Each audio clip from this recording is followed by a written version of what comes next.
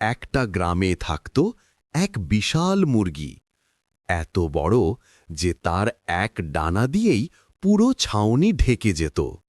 আর সেই গ্রামেই থাকত এক ছোট্ট মানুষ, নাম ছিল টিপু। একদিন টিপু ভাবল, এই মুরগিটা যদি আমার বন্ধু হতো তাহলে আমি ওড়ার মজা পেতাম।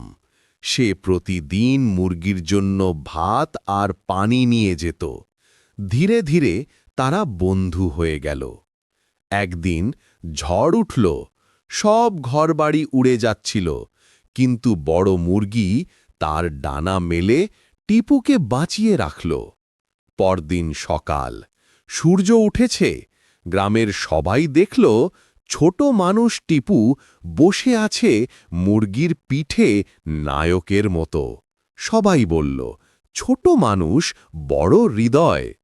কিন্তু কি করার আছে, ছোট্ট মানুষটা তাও আফসোস করলে যে, আমাকে কি কেউ এখনো সাবস্ক্রাইব করল না।